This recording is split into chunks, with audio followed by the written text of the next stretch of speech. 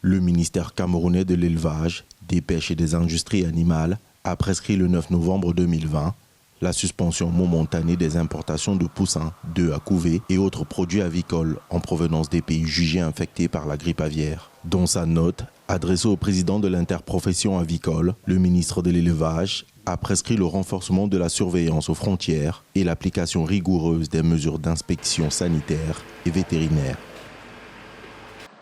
La conséquence ou le principal impact de cette mesure est la rareté des poussins d'un jour, qui était déjà une contrainte bien avant toute cette épidémie, mais elle est juste accentuée actuellement, surtout à cause de la forte demande actuelle due au fait de fin d'année.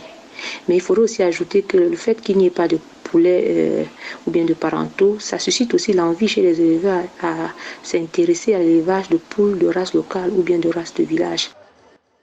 Selon une note de l'Agence fédérale belge pour la sécurité de la chaîne alimentaire, depuis le 20 octobre dernier, plusieurs cas de grippe aviaire hautement pathogène de type H5N8 ont déjà été détectés chez des oiseaux aquatiques sauvages aux Pays-Bas. Un risque élevé d'introduction de la grippe aviaire par les oiseaux migrateurs a été signalé, selon cette agence. C'est l'une des filières les plus résilientes et assez maîtrisées et qui possède un semblant de structuration. Alors, est-ce qu'elle saurait résister à une nouvelle épidémie?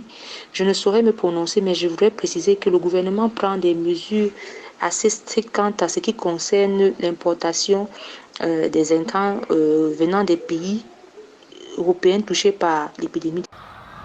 Entre 2016 et 2017, le Cameroun a été victime d'une épizootie de grippe aviaire due au virus hautement pathogène H5N1, avec une forte mortalité de volailles dans plusieurs foyers du territoire, dont les régions du centre, du sud, de l'ouest, de la Damawa et du littoral.